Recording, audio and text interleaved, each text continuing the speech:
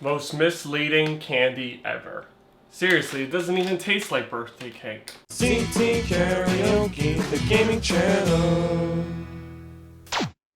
Hi guys, it is Monday vlogging day. I'm CTK or Corey. You can call me by either. And this week, this topic was going to be left for a rant video, but I realized it would have been too long for a rant video, so I decided to just separate it as its own thing. And it's about nostalgia goggles. You're probably looking at me thinking, what the hell is nostalgia goggles? Have you ever come across a series or any type of franchise where something was truly a classic?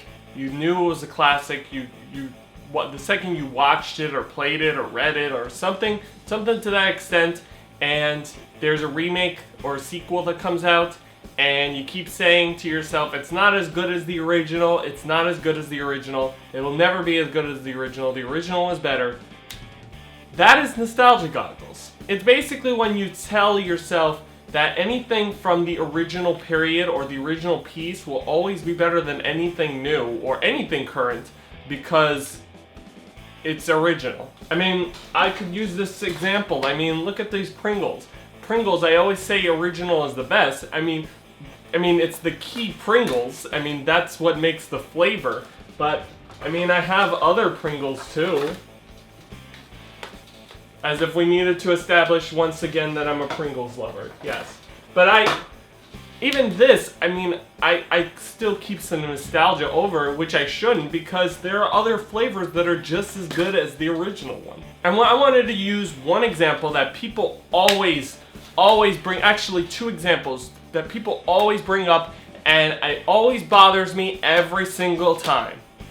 Ninja Turtles and Power Rangers. These two are always brought up as the form of any nostalgia goggles argument, and it always pisses me off. You want to know why? Because anyone who has grown up with the 80s Ninja Turtles will always say the 80s Turtles was better, the 80s cartoon did it all. Let me explain something. I'm a big Turtles fan. I'm a huge Turtles fan. I've read the comics, I've played the games, I've done my research as a Ninja Turtles fan.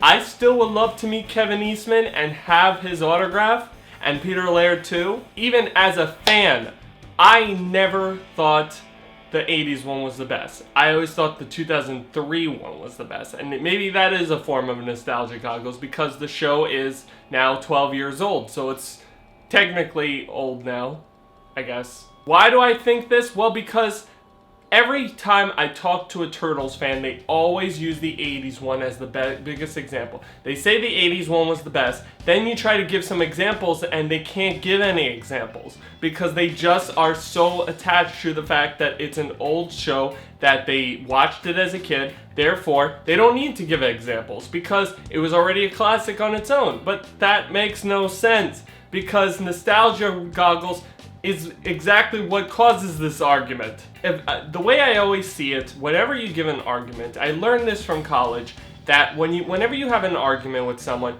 you have to see it from your perspective and you have to see it from their perspective. I can see it from someone else's perspective. For example, the 80s Turtles, they did make the Turtles popular, it made it a worldwide franchise, and they did establish the color bandanas, which were never originally there because they originally used to be red.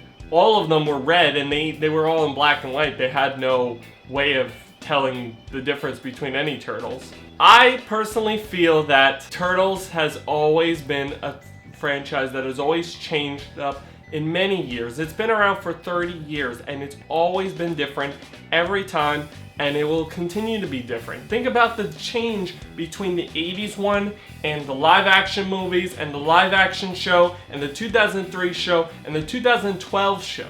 There's a huge difference of what Turtles established because there's no right way to do Turtles. I will admit it's difficult to say this is not based on the original because obviously we keep it form as an attach of an argument. I'll use another example, Power Rangers, which I just mentioned before.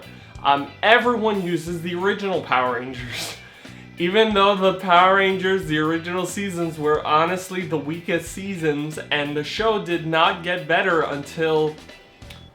I mean, your mileage may vary because it really is a subjective series. For Zeo, or In Space. I consider one of those two seasons where the whole teenagers with attitude got dropped and the show finally started to take its stride by telling continuous stories and getting a little bit darker than it usually would.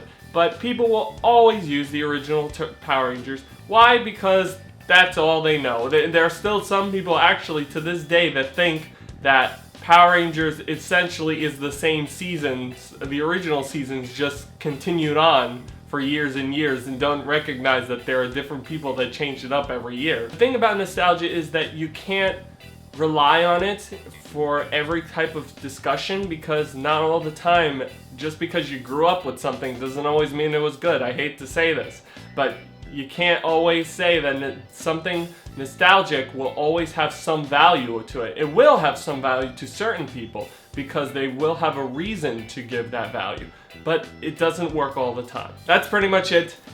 I was trying to figure out how to say this the right way because I felt like I was looping a little bit, but I wanted to get my message out there. I don't like nostalgia goggles as an argument, so please avoid using nostalgia for anything as a form of any discussion or argument or debate, please. If you want to talk about something from the past, bring your facts and your research so you can back it up. And if I had to back up my research on why the 80s Turtles was good, watch the Red Sky episodes. Go watch the first season, skip seasons 2 to 7, and then just go straight to 8. That's all I have to say. Stick around next week for another vlog, and this Wednesday with the Let's Play. Oh, and Anthonix Maximus is finally up. I'm appearing in it. I edited the show, so please click on the description below to watch the show. I put a lot of work into it to make sure that it was just as good and up to YouTube standards. So I really hope you enjoy it. It is 12 minutes long. Go click on the annotation to watch it. And I will see you guys next week.